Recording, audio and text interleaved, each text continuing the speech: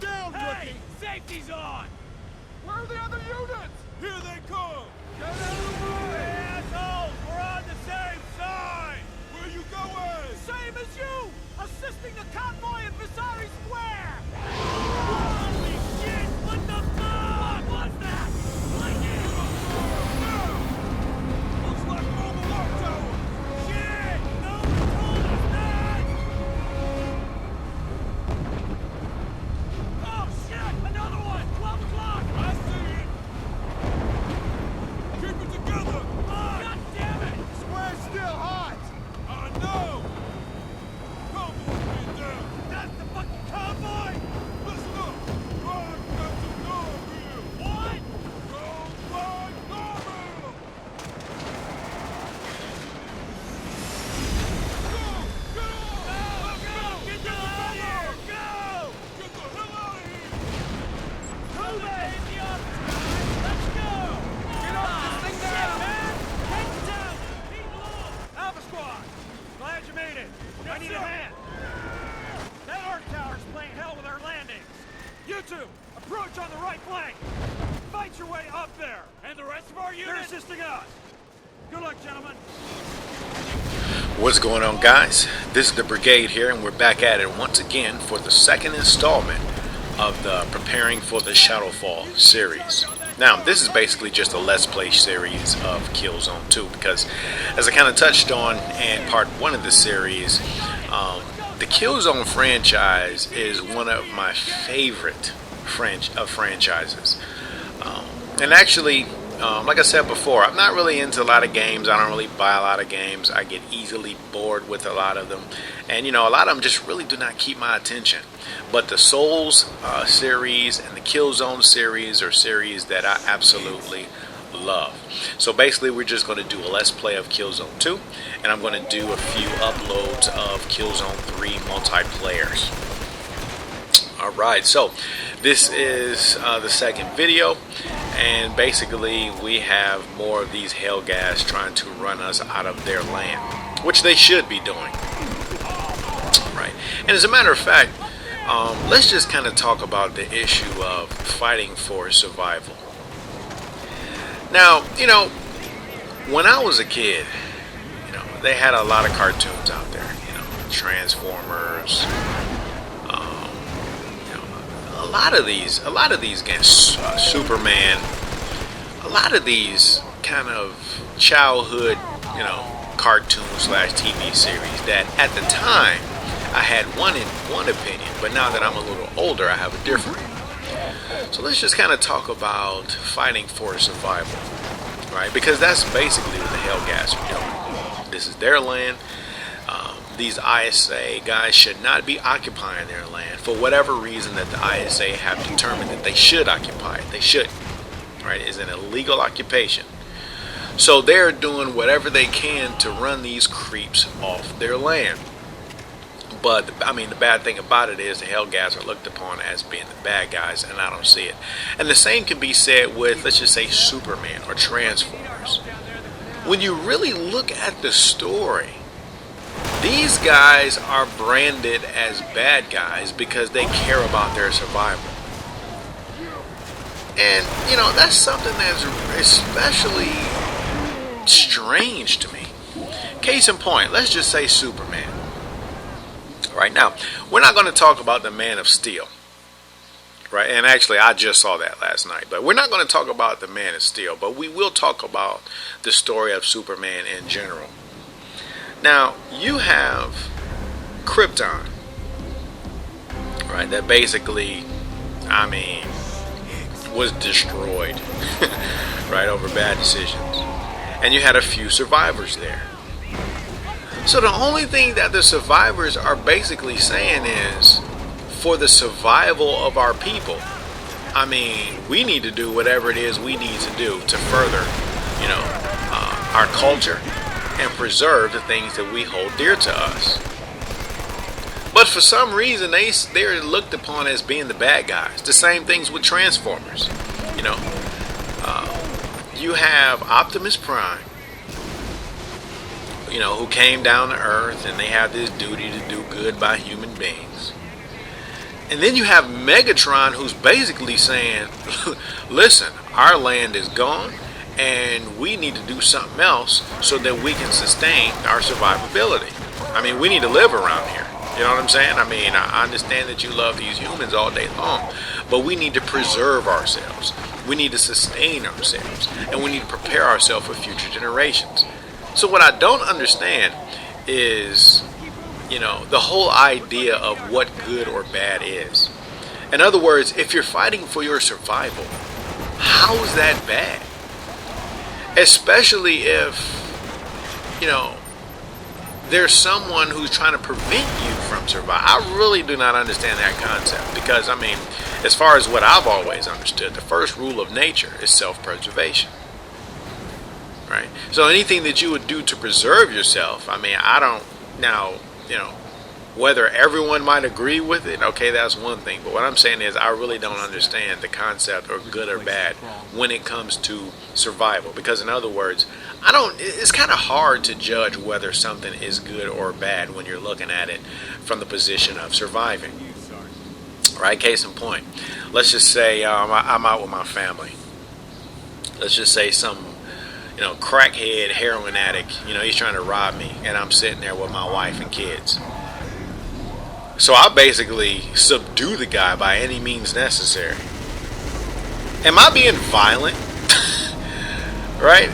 Am I being violent when I'm basically trying to protect myself and my family? Even though you'll get somebody who'll say, well, we don't condone violence.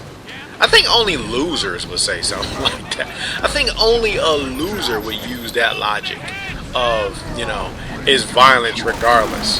Just whatever the situation is violence, and you can't justify it. That's pretty much like a loser strategy to me. But, enough about that. I say all that to say, like I said in part one, it's very interesting to me that the Hellgas are looked upon as being the bad guys when this is basically their planet. And the ISA are invading them. And as a matter of fact, now that I'm speaking about it, I think the next part of this series, I'm going to go ahead and explore the backstory, and I'll get a little more into the specifics of it, right? Because I think it's not only is the story interesting, but when you really look at it from the perspective of, how your mind is maneuvered to think in terms of right and wrong, or good guy or bad guy, without really analyzing the situation. Right, that's kind of like another thing that interests me about the game, because like I said before, on face value, you're like, okay, you're obviously the hero, you're the good guy, and we're killing all the baddies. They look bad, they appear bad, they sound bad. And then you have the Scholar Fasari with these, motivating speeches. He just sounds like he's a bloodthirsty killer. But when you're really looking at it, he's basically saying, hey, listen, these people don't belong here. They didn't care anything about us when we were struggling. So now they want to, dip their hands in the things that we created from the ground up. I'm not having it. Right? And I agree with them. I wouldn't be having it either. Alright, so enough about that. Like I said before, I think on the next part of the series, I'm going to go ahead and start talking about the backstory, because it's definitely interesting. Like I said before, is interesting, not only because of the story, but when you just really look at how your mind can be maneuvered into thinking in terms of good or bad, or right and wrong, and, good guy or bad guy. Alright, so enough ranting about that. Okay, so I'm basically just trying to push further and further into wherever they are, right? We're just basically trying to occupy as much space as we can, and they're actually putting up a good fight. And actually, this is elite mode. It comes in 4 modes, I believe. You have to unlock veteran mode. So this right here is elite mode. You have, it's like beginner level, and then you have trooper. And trooper is kind of like the standard level, and then you have the elite, which is a little more difficult. You have a little more AI. They're a little more aggressive. They have a little bit more HP, and and so forth. I'm pretty sure a lot of you guys may obviously be aware of these difficulty settings. And the veteran mode, you don't really even have anything to let you know where your bullets are going. You guys see how that reticle is, and kind of the more you move, it opens, and the more concentrated you are, is more close and concentrated. Well, on veteran mode, you don't even have that. Right? So you really better be using your sights doing veteran mode. And actually, I've never even unlocked veteran mode, so I think that was another reason why I chose to play the elite mode. And the elite mode is definitely a lot harder than it is on the regular trooper level. Because when I first got the game, I mean, like I said before, I wasn't really into first-person shooters, so I just basically started at the trooper level because it was the most comfortable for me, especially starting out with a person who had little to no first-person shooter experience. Alright, now this is one of those parts where, I mean, I got murked several times, right? Because those Hellgats are definitely coming down. They got the automatic machine guns. I mean, they're throwing grenades at you. They got buck knives. I mean, they're going to town. I failed so many, actually I can't say so many times, but I mean, like, seriously, I probably failed about 5 or 6 times on this particular part right here. You know, this is definitely not one of those scenes where you could just kind of run in, you know, like Wyatt Earp, guns blazing.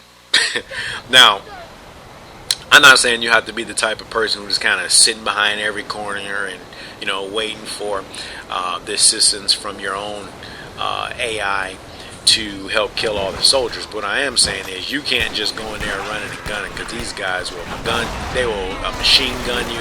I mean, you have the machine gun nest up there. I don't know if you guys can see it up and to the left, but he's basically just popping off left and right. And then you got these guys with their automatic weapons. I mean, it's like crazy.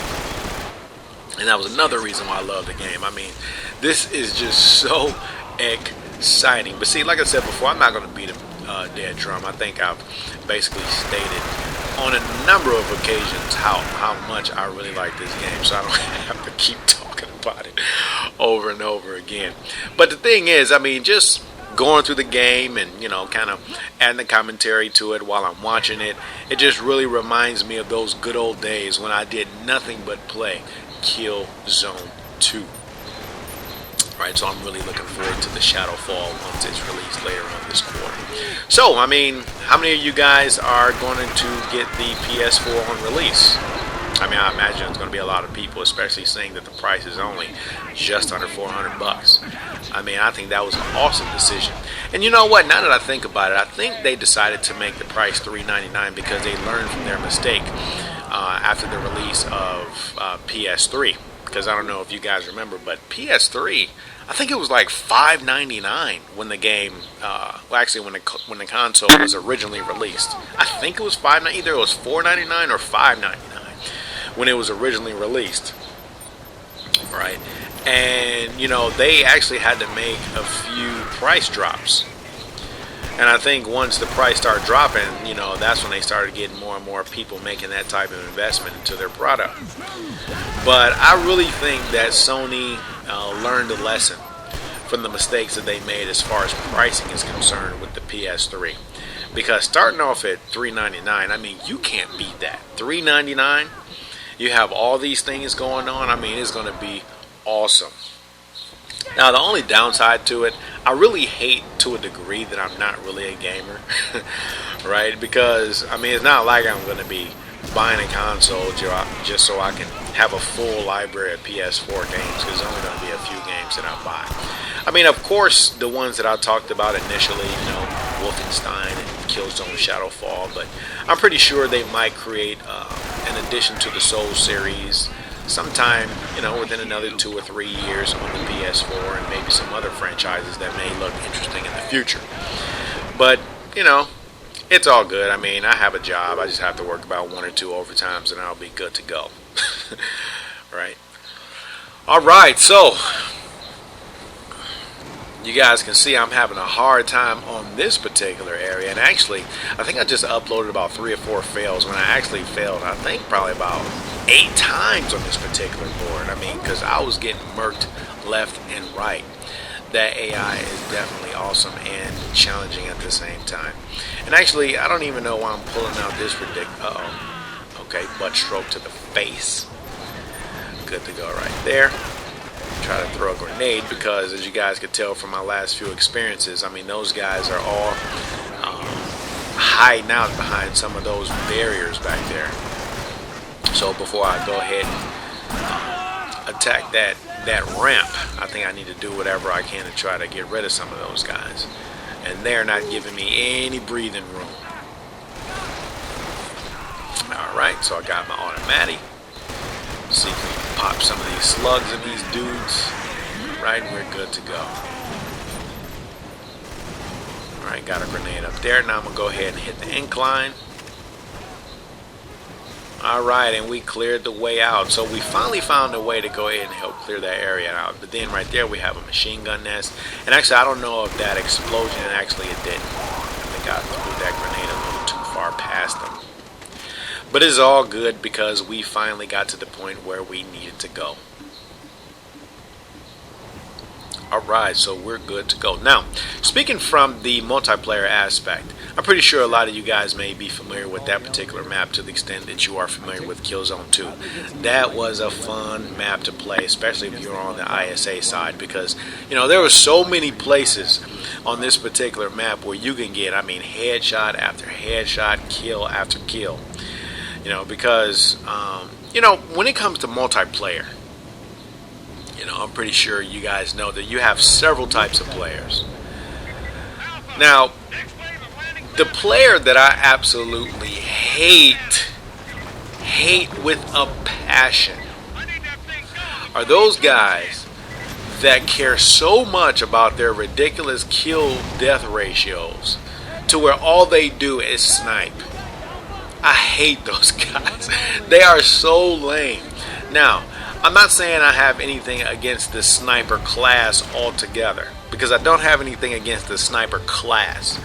I mean, because think about it, if you're trying to reap certain rewards to get certain benefits, more than likely you're going to have to play each type of class. You know, case in point, in Killzone 3, you get certain certain achievements for satisfying certain goals by using a sniper. Okay, and to the extent that I like to earn those achievements, okay, I'm going to do it.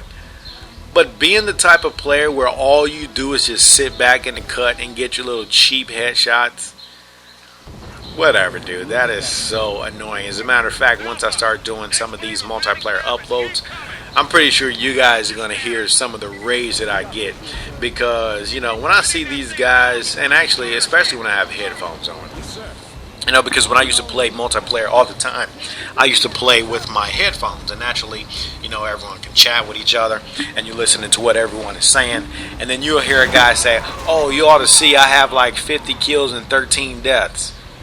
It's like, come on, dude. I mean, like, how is that really something to brag about? There's really nothing strategic or special about hiding in the cut, you know what I'm saying, behind enemy lines, and you're just getting headshots. Now, I'm the type of guy that run and gun, right? Now, you know, I've seen some Call of Duty videos and, you know, some other, you know, first-person shooter gameplay videos, and relative to those particular games, certain tactics work and certain tactics don't work. But Killzone is not one of those games where, you know, 1 or 2 bullets and your enemy is dead. I mean, you really, during the multiplayer, have to pump bullets into your enemy. Now, I'm not saying like it takes 20 or 30 bullets, but you guys are going to see during the multiplayer, it'll be times where I'm totally locked onto my enemy. I'll be pumping several bullets into them, and it's like they kill me before I kill them. And it's ridiculous. But it's all good. Definitely all good. Alright, so we have to get to the... I forgot what they call this thing. And since I have the volume down, I think it's called the Archstone or something. There's an arch something. But whatever it is, I have to stop it. Because basically they're creating these weapons. I mean, they're almost like weapons of mass destruction almost. And actually you guys are going to see a little further on down the gameplay what exactly I'm talking about. Alright, so I need to go ahead and clear this area out. Or maybe they just cleared me out. Alright, so we're going to go ahead and try that again. And actually going into the next time, now that I see that there's so many people up there, because I can't really remember, but I think it was probably about 4 or 5 Hellghast up there.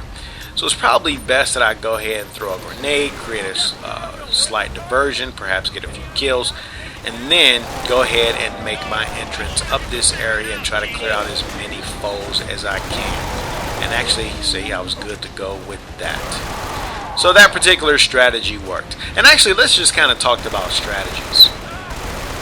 You know, one of the downsides to uploading videos, especially when you're playing a multiplayer online game, is that when you talk about tactics, you're basically telling everybody what your secrets are. And I think to a degree, you know, it's kind of like pros and cons to that. On one hand, it's a pro because perhaps inexperienced players may learn something that perhaps it would have taken them longer to learn had they learned on their own. A negative side is sometimes the viewers will basically cheat themselves, in my personal opinion, out of a true gaming experience, because instead of learning by trial and error, they learn by basically just sit back and watching another video and listening to someone else's instruction, right? And see, this is one of the main reasons why I said after the release of Dark Souls 2, I'm not really sure what direction I'm going to take the channel, right? Now, this is not to say that I won't have any Dark Souls 2 uploads, but what I am saying is I think I will not jump head first right into the uploads until after the game has been out, at least for a while. This is another reason why I plan to stream at the release of the game. So you know, one of these days between now and next March, I plan to get a gaming PC, which will allow me to do that, because at least for some of my subscribers, they'll be able to follow my experiences, but at the same time, I won't really be in the type of situation wherein I'm kind of explaining things by way of my uploads, and therefore people are basically learning from observing and not necessarily trial and error. Because see, I would like the gaming experience, especially for Dark Souls 2, to be wonderful and definitely rewarding. And I think sometimes people cheat themselves when they don't take the time to experiment for themselves, but basically all they do is just take the advice of somebody else. Case in point, someone was asking me about a certain build and about what's the best weapon or what should they try. And I never like to give my own opinion, because the way I see it, dude, I have my own preferences. I have my own tastes. I have my own preferences when it comes to attack styles, attack speeds, you know, offensive and defensive and offensive strategies, and what suits me may not suit anyone else. So a lot of times, once I'm asked that question, I basically just give them the same answer. I'm like, listen, dude, the best way for you to find out what's the best weapon for you is to get out there and experiment. I mean, at the end of the day, experimentation is the best teacher in a lot of cases.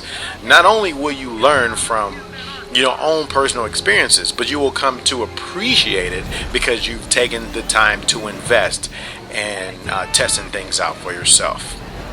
Well, alright guys, this is pretty much it. This is the final cutscene of part 2 of the Preparing for the Shadowfall video series. I hope you guys are enjoying it thus far. So until next time, Martyrs Brigade is